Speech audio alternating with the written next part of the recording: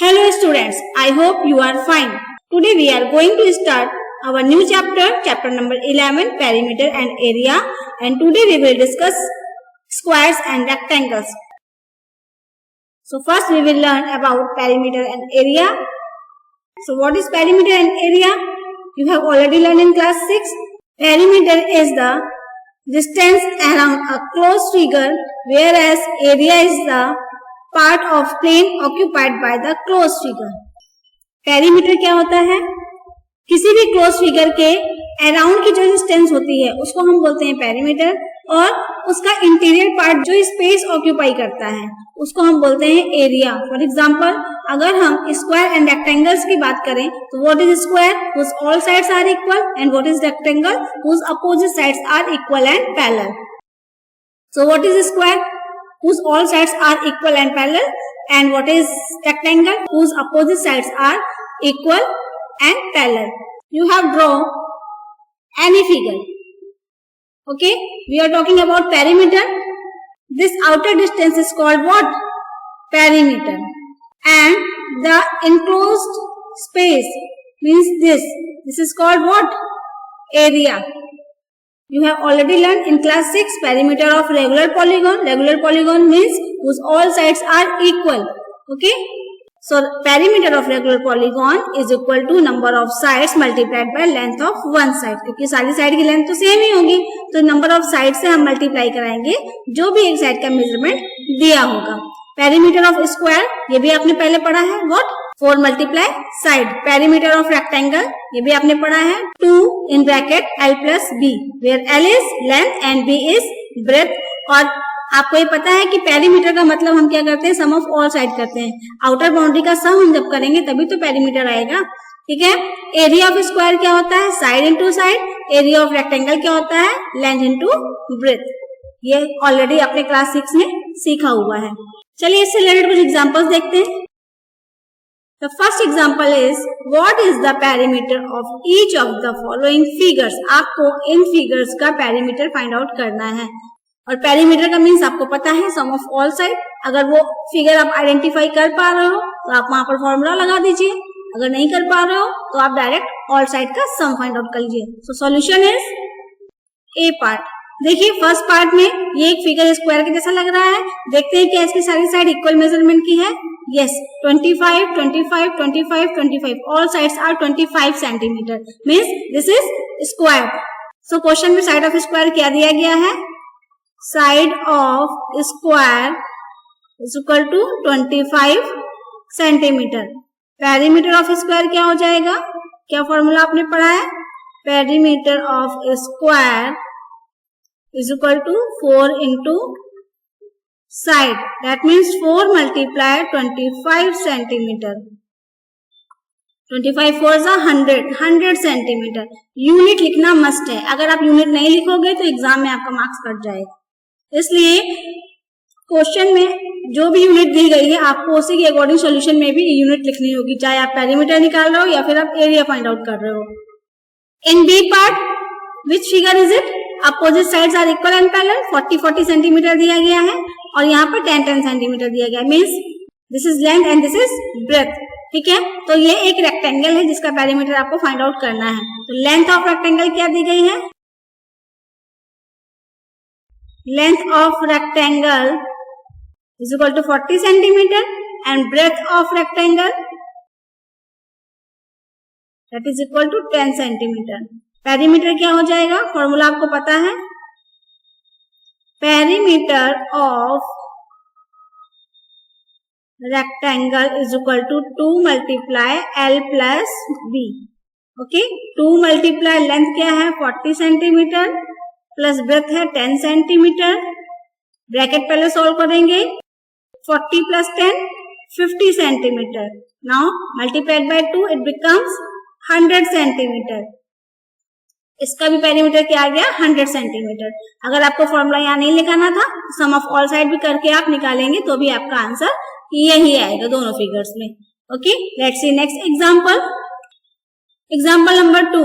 By splitting the following figure into rectangles find the area. आपको इस figure का area find out करना है, इसको रेक्टेंगल में स्प्लिट करके। चलिए देखते हैं किस तरह से हम स्प्लिट करेंगे। सो सॉल्यूशन इज,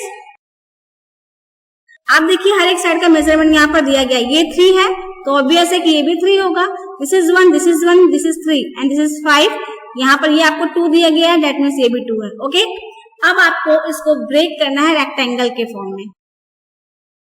या तो फिर आप इसको यहाँ से बढ़ा लीजिए, ये साइड आप बढ़ा के ये रेक्टेंगल बना सकते हैं। एक रेक्टेंगल आपका ये बन गया, एक रेक्टेंगल आपका ये बन गया, एक रेक्टेंगल आपका ये बन गया। 3 रेक्टेंगल्स के एरिया आप फाइंड आउट करके तीनों को ऐड कर सकते हैं।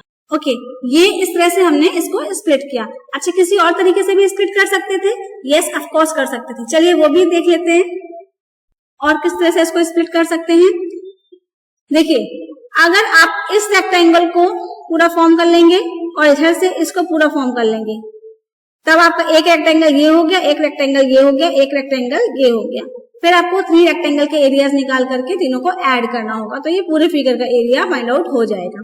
ठीक है, किसी भी तरह से आप स्प्लिट कर सकते हैं, बस ये ध्यान रखिएगा वहां पर रेक्टेंगल्स फॉर्म होने चाहिए। चलिए यहाँ पर देखते हैं, अगर आप फर्स्ट रेक्टेंगल, ये जो रेक्टेंगल मैंने फर्स्ट लिया है, इसका एरिया निकालें तो देखिए इसकी लेंथ क्या है 3 और ब्रेथ क्या है 1। तो यहाँ पर लिखेंगे this is first part, area of first part is equal to L into B होगा। L into B means length कितनी है 3, ब्रेथ कितनी है 1। ठीक है, तो इट बिकम्स 3 1 जा 3। यहाँ पर यूनिट नहीं दी गई है, तो यूनिट जो भी दी जाएगी आप वही यूनिट यहाँ पर लिखोगे, और एरिया की यूनिट स्क्वायर यूनिट होती है। ओके, अच्छा ये फर्स्ट पार्ट का एरिया आ गया। सेकेंड पार्ट का एरिया निकालते हैं। Area of second part, second part का एरिया देखिए फिर से L इंटू बी करेंगे।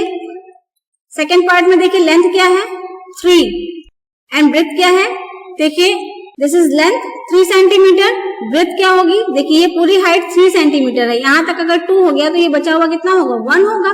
ठीक है, तो क्या हो जाएगा 3 multiply 1 that is 3 square unit. Okay, यहाँ पर लिख लेते हैं यूनिट को, this is square unit and this is also square unit. अगर आपको यूनिट मीटर, सेंटीमीटर, किलोमीटर जो भी दी होती है आप वहां पर वही लिखते हैं। ओके, थर्ड पार्ट का एरिया देख लीजिए, area of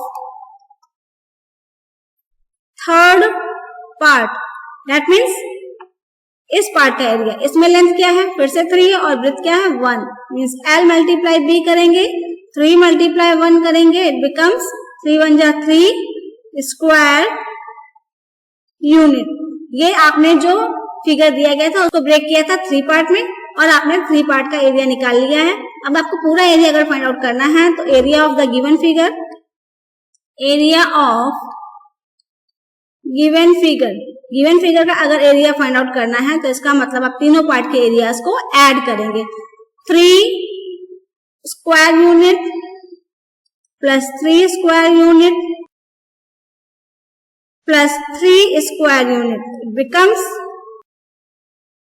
3 plus 3 plus 3 9 square unit. This is the area of the given figure. Now let's see third example. Example number 3 is find the distance traveled by Shaina if she takes 3 rounds of a square park of side 70 meter. Also find the area of the square. एक square park है जिसकी side का measurement आपको दिया गया है। Suppose this is square park, इसकी side कितनी है 70 मीटर है, all side should be 70 meter. Okay, क्योंकि ये स्क्वायर है और स्क्वायर में सारी साइड कैसी होती है इक्वल होती है।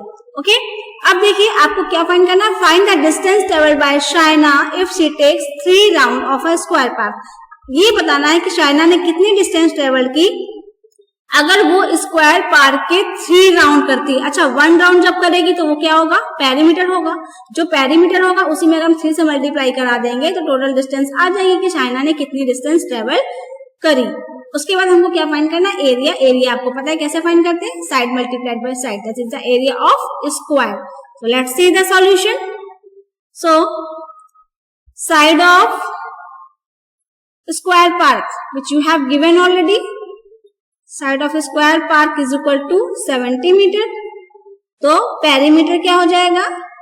Perimeter of square park that is equal to 4 into side, that is the perimeter, means 4 multiply 70 meter, multiply कराएंगे तो क्या आएगा?